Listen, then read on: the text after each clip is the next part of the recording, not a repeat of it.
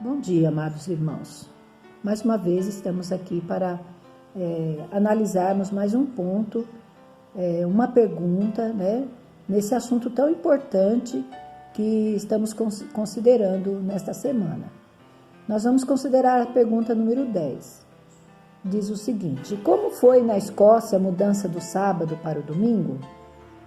No Grande Conflito, na página 577, vai nos dizer assim: na Escócia, assim como na Inglaterra, conseguiu-se consideração maior pelo domingo, unindo-se-lhe uma parte do antigo sábado, mas o tempo que se exigia fosse santificado variava. Um edito do rei da Escócia declarou que se deveria considerar santo desde o meio-dia do sábado e que ninguém, desde aquela hora até segunda-feira de manhã, deveria ocupar-se com trabalhos seculares. Aí nós podemos ver que para eles santificavam de meio-dia do sábado até segunda-feira de manhã, né, os romanistas, por meio do rei da Escócia, né, que fez um edito, considerando santo estas horas, que na verdade não era assim que diz a lei de Deus, né? Que Deus possa nos abençoar, que possamos ficar de coração inteiro ao estudar esta verdade tão importante para o tempo em que vivemos.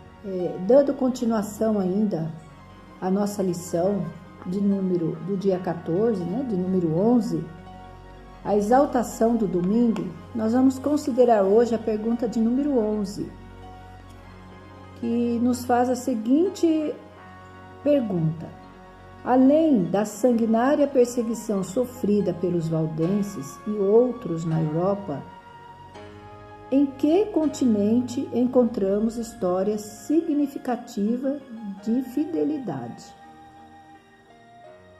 Então, no livro Grande Conflito, nós vamos encontrar a seguinte afirmação. O livro Grande Conflito, na página 578, diz assim: a história das igrejas da Etiópia é especialmente significativa.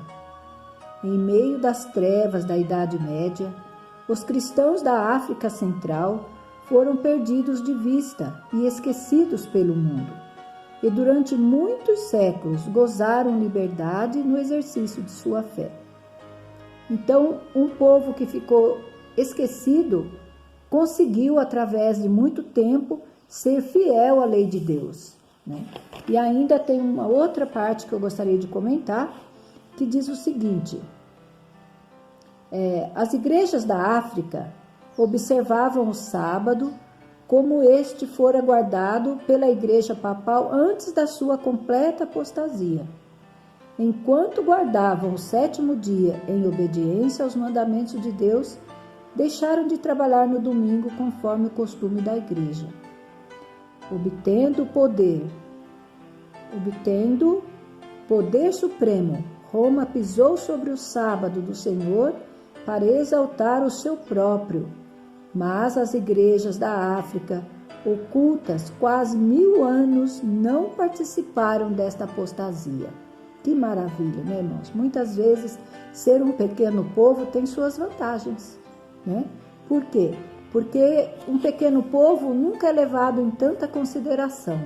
Assim, esse povo da África, esses irmãos cristãos, conseguiram ficar muito tempo guardando a lei de Deus, conseguiam também superar todas as exigências, né, que o papado fazia para a santificação do domingo, e assim eles conseguiram ficar durante quase 1000 anos ainda podendo santificar a lei de Deus.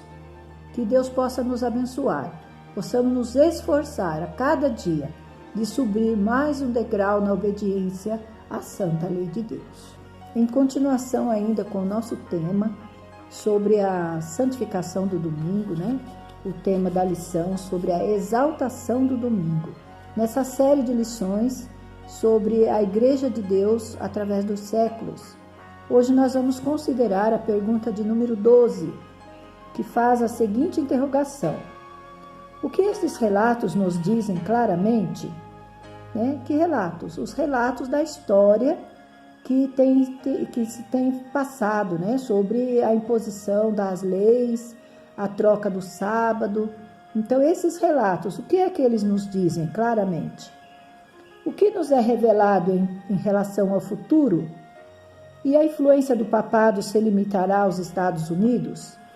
Então, essa pergunta número 12, ela traz 3 questões, que vai ser respondida para nós todos na página do Grande Conflito 578 e 579.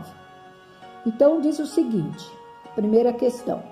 Estes relatos do passado revelam claramente a inimizade de Roma para com o sábado legítimo e seus defensores, e os meios que emprega para honrar a instituição por ela criada. A palavra de Deus ensina que estas cenas devem repetir-se quando os católicos romanos e protestantes se unirem para a exaltação do domingo.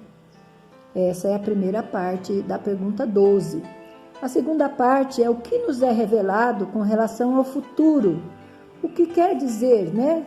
O futuro. Aí diz assim, diz o escritor do Apocalipse, referindo-se também ao papado: adoraram-na todos os que habitam sobre a terra, esses cujos nomes não estão escritos no livro da vida. Tanto no velho como no novo mundo, o papado receberá homenagem pela honra prestada à instituição do domingo, que repousa unicamente na autoridade da Igreja Romana. Irmãos, aqui o nosso futuro, ele nos reserva também as mesmas questões, as mesmas exigências, né, que esses irmãos do passado receberam. E também essas questões não vão se limitar apenas aos Estados Unidos, onde é o berço do protestantismo. Essas questões vão se esparramar no mundo inteiro. Aqui, de acordo com João do Apocalipse, diz que essas questões, essa imposição do papado, vai se espalhar pelo mundo inteiro, pela terra toda. Grandes e pequenos, todos vamos ser obrigados a curvar perante a lei dominical. Que Deus tenha misericórdia de nós, irmãos. Porque olha bem o que diz no Apocalipse 13, verso 8.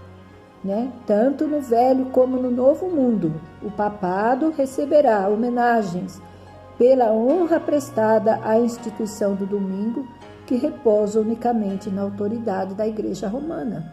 Que Deus seja louvado, irmãos, pela sinceridade, pelo amor de cada um, pela lei de Deus. Um abraço a todos.